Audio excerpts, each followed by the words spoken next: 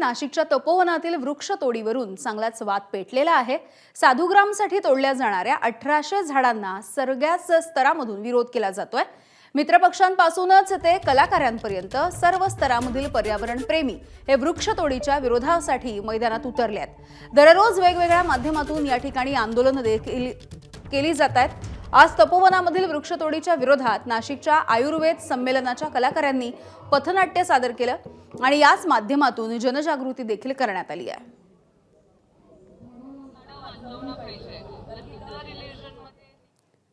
दरम्यान तपोवनातल्या आंदोलनाच्या प्रकरणी नाशिक महानगरपालिकेचा प्रशासन अधिकारी हे उद्या आंदोलकांसोबत चर्चा करतील। आंदोलकांना चर्चेसाठी निमंत्रण देण्यात आलेलं आहे, मात्र यावरून देखील नवीन वाद सुरू झालाय। ठराविक आंदोलकांनाच प्रशासनानं बोलवलं असा आरोप काही आंदोलकांनी केला आहे।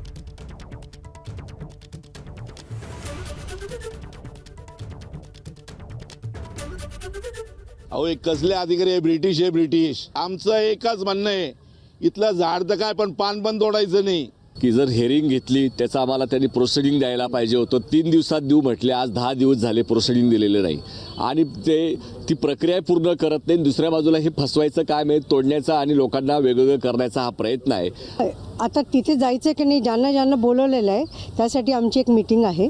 त्या मीटिंगमध्ये आमचा निर्णय होईल। आमची एक भूमिका ठाम आहे, इथल्या कुठलाही पान सुद्धा हलता कामा नये। छोटे मोठे कुठल्याही वृक्षांना आम्ही हात लावू देणार नाहीये। माजी आमदार हर्षवर्धन जाधव यांनी तपोवनामधल्या वृक्षांची आज पाहणी केली।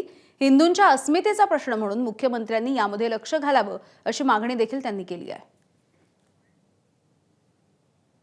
हिंदू म्हणून जे प्रत्युत्तर द्यायचं आहे ते निश्चित स्वरूपाने देण्याची गरज पडू नये अशी मी प्रार्थना मुख्यमंत्री महोदयांना इथे विनंतीपूर्वक करतोय। हिंदूंच्या विरोधात जाणार आहेत का देवेंद्र फडणवीस? त्यांनी एवढंच सांगावं आम्हाला। हे स्पष्ट आहे, रोखठोक आहे।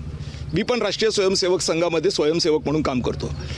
प्रभू श्रीराम जिथे राहिलेले आहेत आणि जिथे अशा पद्धतीचं एक हिंदू धर्माचं प्रतीक उभं आहे, हिंदू धर्माची 2 मंदिरं आहेत, याला देवेंद्र फडणवीस तोडणार का? हा माझा त्यांना थेट प्रश्न आहे आणि संघातही आम्ही हा प्रश्न घेऊ जर त्यांनी ऐकलं नाही तर। एबीपी माझा, उघडा डोळे बघा नीट।